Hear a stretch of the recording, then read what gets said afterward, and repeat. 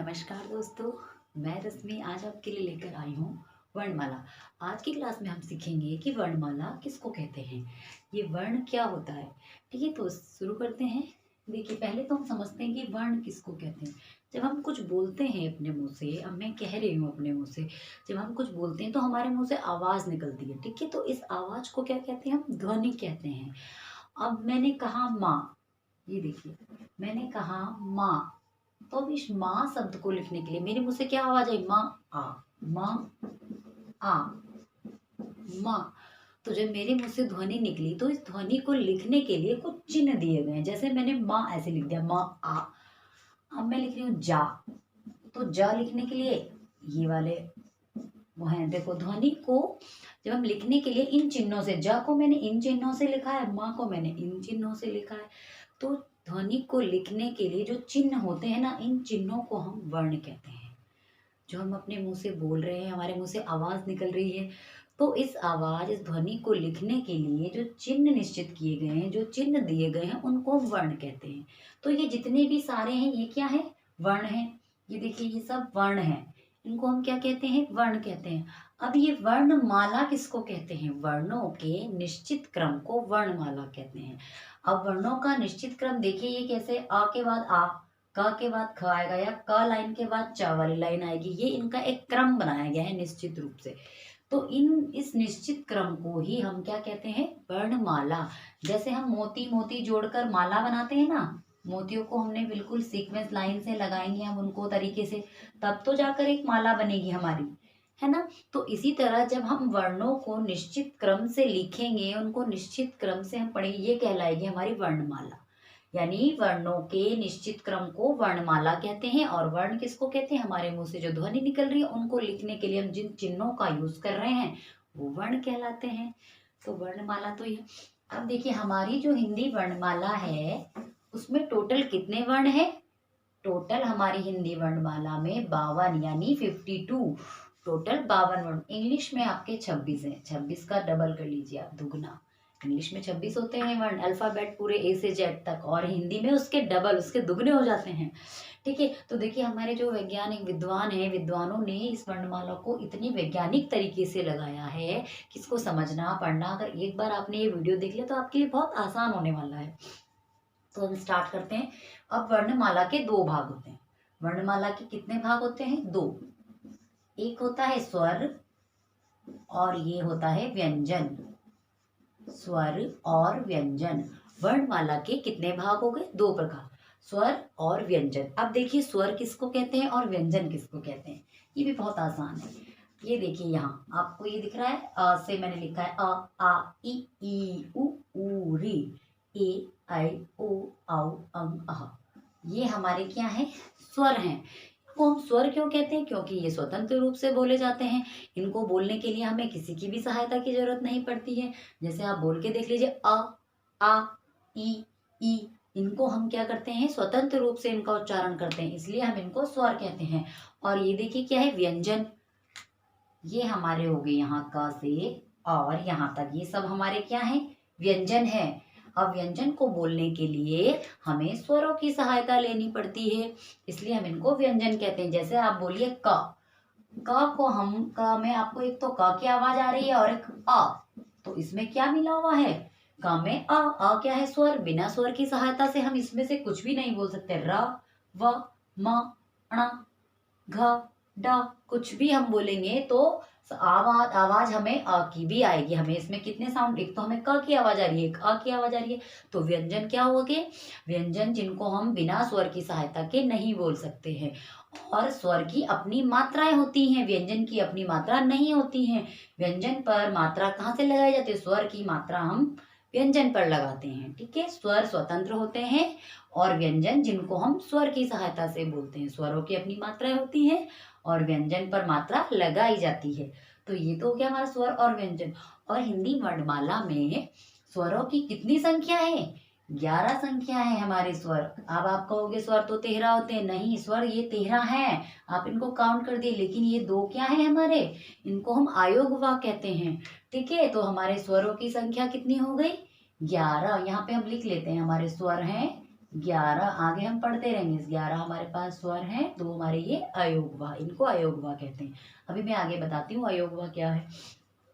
अब ये देखिए यहाँ से हमारे व्यंजन शुरू हैं, क से ये ग तक हमारे सारे क्या हैं, व्यंजन। तो आज हम इनको समझेंगे कि जो हमारे विद्वानों ने इनको लगाया है, पहले ये लाइन ही क्यों रखी, पहले क को ही क्यों रखा, ये चा को हमने पहले क्यों नहीं रखा, या पहले ये य क्यों नहीं आया, ता क्यों नहीं आया पहले, है ना। तो इनको भी ऐसे इतने वैज्ञानिक तरीके से इनको लगाया गया है कि अभी आपको इनको समझना बहुत आसान हो जाएगा। देखिए कैसे, पहले हम पढ़ते हैं क से और प तक, क से प तक। ये देखिए इनको हम कहते हैं स्पर्श व्यंजन। क वर्ग, च वर्ग, ट वर्ग, त वर्ग और प वर्ग। इसको हम याद करने के लिए इसको याद रख सकते हैं कचट तब। इसको हम क्या कह सकते हैं, इसको हम कचट तब भी कह सकते हैं, सिर्फ याद करने के लिए कि हमें स्पर्श व्यंजन कैसे याद होंगे। इनको हम क्या कहते हैं, स्पर्श व्यंजन। क से लेके पूरे म तक होते हैं हमारे स्पर्श व्यंजन। इनकी संख्या कितनी है, ये स्पर्श व्यंजन हमारे होते हैं 25, 25। ये देखिए 1 2 3 4 5, 5, 1 2 3 4 5, 5 इंटू 5 इजिकल टू 25, 25। याद भी नहीं रखना पड़ रहा है, हमें पता है एक लाइन हमारी 5 की जा रही है, एक रो, एक इधर से भी 5 है, तो हमें याद रखने में कितनी आसानी हो जाएगी। स्पर्श व्यंजन हमारे 25 है, 5 इंटू 5 25। ठीक है, ये भी हमें आसानी से याद हो गया। और ये हमें पता भी चल गया है आज क्लास में कि स्पर्श व्यंजन कितने होते हैं, 25 होते हैं। अब इनको स्पर्श व्यंजन क्यों कहा जाता है, क्योंकि जब ये व्यंजन हम बोलते हैं तो इसमें आवाज हमारी कहीं ना कहीं से हमारे मुंह से टकरा के यानी स्पर्श होके बाहर आ रही है, इसलिए हम इसको कहते हैं स्पर्श व्यंजन। देखिए अब इसको भी समझते हैं कि ये कैसे स्पर्श कैसे हो रही है, स्पर्श क्या कह रही हूँ मैं, स्पर्श होना यानी टच होना।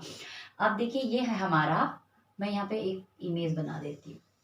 ठीक है, ये हमारा, ये आपका गला हो गया है, ये आपकी टंग, ठीक है, ये हमारी जीभ हो गई, और ये यहाँ पे हो गया कंठ, ये गला। ठीक है, अब जब हम कोई भी आवाज निकालते हैं तो आवाज यहाँ से आती है ना अंदर से गले से, तो सबसे पहले हम देखेंगे क को बोल के देखेंगे। इसको हम कहते हैं क वर्ग, क ख ग घ अंग, यहाँ तक सिर्फ अंग तक 5 जो हमारे हैं इनको हम कहेंगे क वर्ग। इनका नाम होता है क वर्ग, च वर्ग, ट वर्ग, ता वर्ग और पा वर्ग। इसको आप ऐसे भी समझ सकते हैं, जैसे हमारे क्लास में टीचर हमें बताते हैं ना, मॉनिटर बना देते हैं, क्लास में टीचरें क्या करती हैं, बच्चों को मॉनिटर बना देती हैं, है ना। तो आप ये समझिए कि जो ये क वाली लाइन है इसका मॉनिटर ये है क वर्ग, इसलिए इसका नाम क वर्ग, ये एक मॉनिटर। ये च वाली लाइन का मॉनिटर है, ये ट वाली लाइन का मॉनिटर है, और ता ये ता वर्ग का मॉनिटर, और ये प वर्ग का मॉनिटर, ये पहला वाला। इसीलिए हम इसको याद करने में भी आपको आसानी हो जाएगी। ठीक है, तो ये सब अपनी अपनी लाइन के क्या है, मॉनिटर हैं। ठीक है, तो अब इस क को जब हम बोलते हैं, आप लोग अपने मुंह से बोल के देखिए, क ख ग घ अंग, हमें क्या आवाज कहाँ से आ रही है, यहाँ नीचे गले से, आपके यहाँ से गले से आ रही, तो इसको क्या कहेंगे हम, कंठस्थ व्यंजन। इनको हम क्या कहेंगे, कंठस्थ व्यंजन कहेंगे इनको। कौन से, क से लेके अंग तक, बिना कंठ में आप यहाँ यहाँ हो रही है ना आवाज, क ख वाइब्रेट हो रहा है यहाँ, ख ग घ अंग। अब चा बोलेंगे चा, तो यहाँ वाइब्रेट थोड़ी ना होगा, यहाँ से थोड़ी ना आएगी चा की। अब देखिए ये चा की आवाज कहाँ से निकलती है, ये तो हो गया क की आवाज कहाँ से निकलेगी, कंठ से।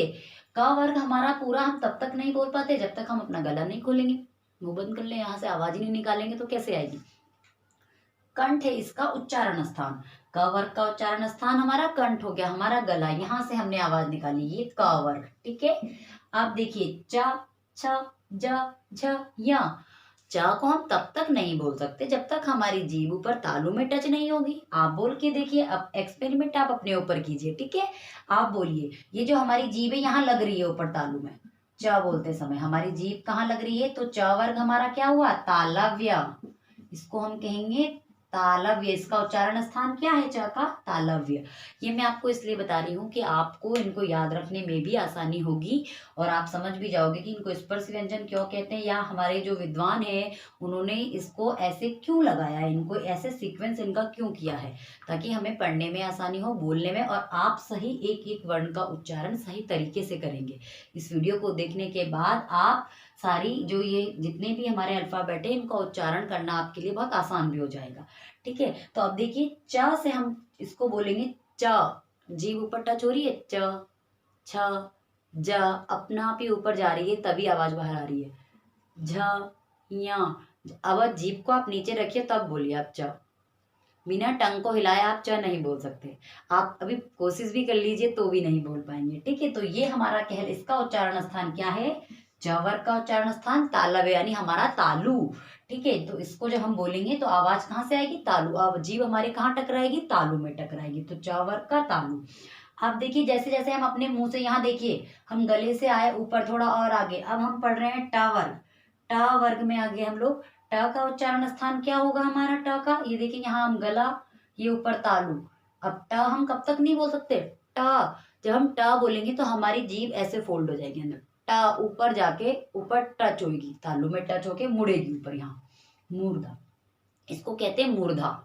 ठीक है, जीभ यहाँ जाके ऐसे फोल्ड हो रही है, आप देखिए ये आपकी टंग है। ठीक है, ये ऐसे जाएगी ऊपर, यहाँ टच होगी मूर्धा में, तो ये बोलेगी ट, तब ट होगा। ठीक है, जब आपका ये ऊपर मूर्धा में टच होगी तो इसका ट वर्ग का आपका उच्चारण स्थान होगा मूर्धा। ठीक है, ट वर्ग का उच्चारण स्थान मूर्धा। आप ये चेक कर सकते हो जो हमारे दांतों के पीछे वाला तालु के बाद, पहले आपका गला फिर तालु, इसके जो बीच का जो पार्ट होता है इसको हम कहते हैं मूर्धा। आप चेक कर लीजिए अपने दांतों से ऊपर पीछे वाला पार्ट। ठीक है, उसको हम कहते हैं मूर्धा। तो ट बोलिए आप, ट ठ, जीभ ऐसे ऐसे फोल्ड हो रही है, फिर ऐसे ट ठ ड ढ। आप अपने आप बोल के देखिए, आपको ये पूरा समझ में आ जाएगा कि जीभ कहाँ लग रही है, कहाँ से कम कौन। जब तक हमारी जीभ ऊपर मुड़ के नहीं जाएगी हम ट भी नहीं बोल पाएंगे। ठ ड ढ अण, ये अणा तक, ये ट वर्ग पूरा हमारा इसका उच्चारण स्थान क्या है? मूर्धा है। हम इसको तब तक नहीं बोल पाएंगे जब तक हम अपनी जीभ को, अपनी टंग को मूर्धा में टच नहीं करेंगे।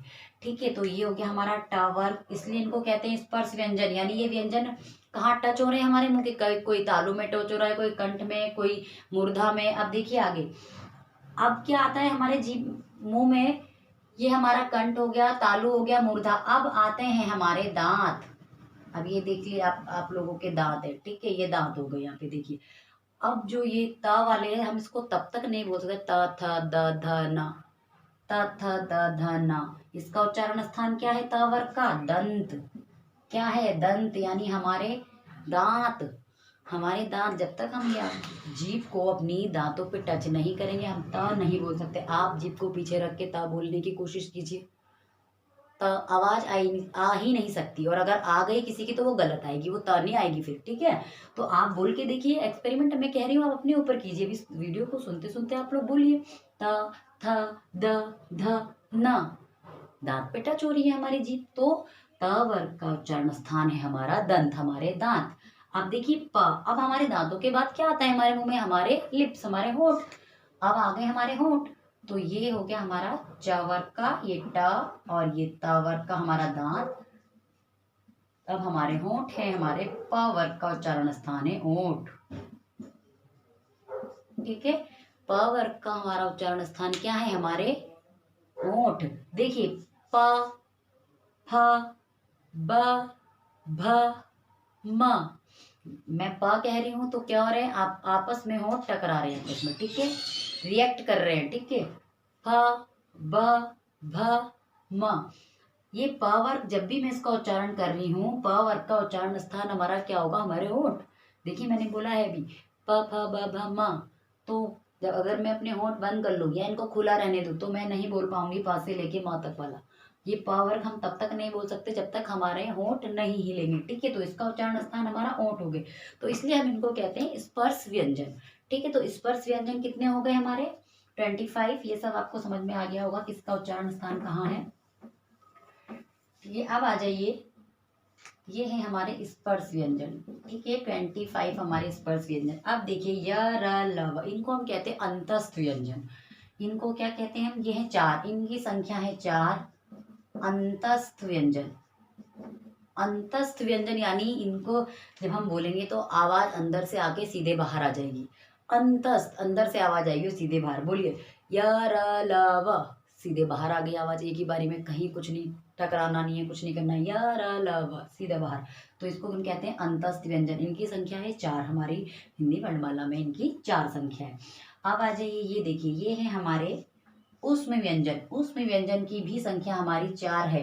ये है हमारे ऊष्म व्यंजन। ऊष्म मतलब क्या होता है? ऊष्म मतलब गर्म। जैसे कि हमें नाम से ही पता चल रहा है, ऊष्म यानी गर्म। जब हम इनको बोलेंगे तो हमारे मुंह से गर्म हवा आएगी। अभी आप बोलकर देखिए, श श श हा। आप ऐसे हाथ रख के बोलिए तो आपके मुंह से क्या है, गर्म हवायु बाहर आएगी। ठीक है, तो उष्ण व्यंजन इनको इसीलिए कहते हैं क्योंकि जब हम इनको तब तक नहीं बोल सकते जब तक हमारे मुंह से गर्म हवा बाहर नहीं निकलेगी। ठीक है, तो इनको बोलने के लिए हमें गर्म हवा बाहर निकालनी होगी मुंह से, तो इसीलिए हम इनको कहते हैं उष्ण व्यंजन। और एक चीज इसमें आपको बताना चाहती हूँ कि आप लोगों को इसमें आप इसको कहते होंगे श से शलजम वाला श से षटकोण वाला श और श से छपेरा वाला श। अब इस वीडियो को देखने के बाद आप ऐसा नहीं बोलोगे।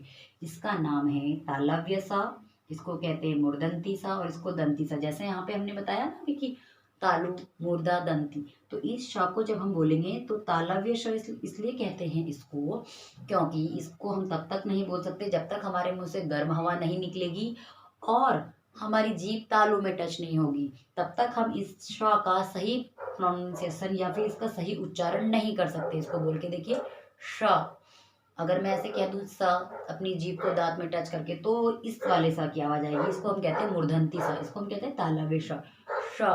ठीक है, गर्म हवा भी आ रही है और जीभ कहाँ तालू में टच हो रही है। आप देखिए ये वाला श, इसको कहते हैं मूर्धन्ती सा। इसको जब हम बोलेंगे तो हमारी जीभ मूर्धा में दांत के थोड़ा सा पीछे वाला जो हमारा ये हिस्सा होता है वहां पर टच होगी और तब आवाज हवा आएगी गर्म श। ठीक है, इसको हम बोलेंगे श से षटकोण वाला सा। इसको हम कहते हैं दंती सा। इसको दंती सा जब जब हमारी जीभ दांत में टच होगी और गर्म हवा निकालेगी श, तब हम इसको बोल पाएंगे। श से सेब वाला सा। आप लोग अभी तक इसको ऐसे ही पढ़ते थे, स से सेब, स से षटकोण और स से सलगम। अब से आप लोग इनको बोलोगे तालव्य श, मूर्धन्ती श और दंती श, इनके नाम है। तो ये भी मैंने आपका क्लियर कर दिया श च च में। ठीक है, और हा तो हम बोलते हैं तो गर्म वायु हमारे मुंह से बाहर आती है। ठीक है, तो उष्ण व्यंजन की संख्या कितनी हो गई हमारी? 4। अब हम आ जाते हैं संयुक्त व्यंजन। देखिए इनको संयुक्त व्यंजन क्यों कहते हैं? इनकी संख्या भी है 4। संयुक्त व्यंजन इनको इसलिए कहते हैं, संयुक्त यानी कि जुड़ना। ये क्या करते हैं? जुड़कर बनते हैं, यानी ये दो शब्दों के जोड़ से बने हैं। पहले हम देख लेते हैं श। अक्षा हमारा क्या है? दो शब्दों के जोड़ से बना है, का और श। ठीक है, का और श के योग से बना है अक्षा। अक्षा से क्षत्रिय। ठीक है, अगर हम इस शब्द को, इसमें एक और चीज है, अगर हम इसको, इससे कोई भी वर्ड हम स्टार्ट करते हैं, जैसे हमने लिखा क्षत्रिय तो हम इसको छ बोलेंगे। लेकिन अगर हम लिख रहे हैं कक्षा तो आवाज आएगी अ और क, कक्षा। देखिए तब इसका प्रोनाउंसिएशन अलग हो रहा है, उच्चारण। यहाँ पे हमने इसको पढ़ा क्षत्रिय और यहाँ पे हम इसको पढ़ रहे हैं कक्षा। कक्षा यानी क की भी आवाज आ रही है और श की भी आवाज आ रही है ना। और यहाँ हमने इसको सिर्फ क्षत्रिय पढ़ रहे हैं, तो इसको पढ़ने का भी अलग अलग, अगर ये बीच में आता है तो अलग, किसी वर्ण के बाद अगर आएगा तो उच्चारण अलग होगा, अगर शुरू में आएगा तो उच्चारण अलग होगा। तो ये क्या है? संयुक्त व्यंजन है क्योंकि ये दो से बना है। अब देखिए त्र, त्र भी हमारा ता और र, दो से मिलकर बना है त्र। अब ज्ञ से ज्ञानी भी हमारा ज और ञ, दो से मिलकर बना है, इसलिए ये भी क्या है? हमारा संयुक्त व्यंजन है। और हमारा श्र, ये देखिए श और र, दो से मिलके बना है, श और र, इसलिए इसको क्या कहते हैं? श्र। तो इसलिए हम इनको संयुक्त व्यंजन कहते हैं क्योंकि ये दो वर्णों के, दो व्यंजन के मेल से बने हैं। तो संयुक्त व्यंजन की संख्या कितनी हो गई?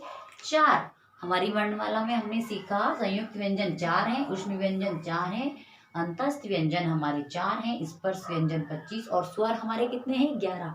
अभी हमारा एक चीज छूट जाती है कि ये आयोगवाह क्या है? आयोगवाह में इसको हम अनुस्वार कहते हैं और इसको विसर्ग कहते हैं। इसको हम अनुस्वार और इसको विसर्ग। जब हम देखिए, एक हमारे पास है अनुस्वार और एक है हमारे पास विसर्ग। और अभी हमारे पास हमारी वर्णमाला में है 2 द्विगुण व्यंजन, द्विगुण व्यंजन भी हैं। अब ये द्विगुण व्यंजन यानी जिनके 2 गुण होते हैं। देखिए ये है डा और ये है ढा। अभी तो ये यहाँ ड से डमरू का काम कर रहा है, डमरू। अभी हम इससे ड से डमरू लिखेंगे। ठीक है, अगर मैं यहाँ इसको, ये लिख दिया मैंने अड़ा, इसको हम क्या पढ़ेंगे? अड़ा। तो ये जो अड़ा है और ये ढा, यहाँ तो ये ढा है और यहाँ अढ़ा, ये अड़ा और ये अड़ा ही कराएंगे हमारे द्विगुण व्यंजन। दो हमारे पास क्या है वर्णमाला में, द्विगुण व्यंजन हमारे दो हैं। द्विगुण यानी ये क्या कर रहे हैं, इनके कितने गुण हैं, एक से ज्यादा गुण हैं इनके। कैसे, अगर हमें यहाँ लिखना है इसको तो हम लिखेंगे सड़क, एक तो ये यहाँ काम कर रहा है और यहाँ ये डमरू। सिर्फ एक नीचे डॉट लगाने से ये क्या कर रहा है, यहाँ सड़क, अड़ा अड़ा हो गया। तो इनको हम दोनों को कहते हैं द्विगुण व्यंजन।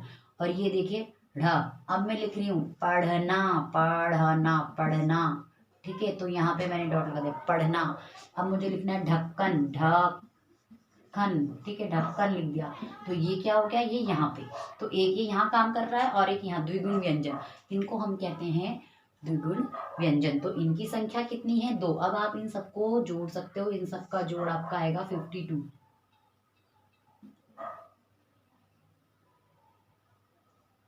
ये देखिए, आप इन सबको जोड़ के दे सकते हो। यहाँ कितना आएगा, 52, 2, ये आ गया आपका 52। तो हमारी हिंदी वर्णमाला में वर्णों की संख्या कितनी है, 52 है। और इसमें मैंने आपको बता भी दिया है कि कौन से क्या, 11 स्वर, 25 स्पर्श व्यंजन, 4 अंतस्थ व्यंजन है, 4 उसमें व्यंजन है, 4 संयुक्त व्यंजन है। ठीक है, 1 अनुस्वार है, 1 विसर्ग है और 2 द्विगुण व्यंजन है। तो इनकी संख्या हो गई हमारी 12। तो आज की क्लास में हमने काफ़ी कुछ आप लोगों ने सीखा है। यहाँ से व्यंजन कैसे इनको बोलना है, क्या इनके उच्चारण स्थान है, ये भी आपको पता लग गया। तो अगर आपको ये वीडियो अच्छा लगा हो तो वीडियो को लाइक कीजिए और चैनल को सब्सक्राइब कीजिए। धन्यवाद।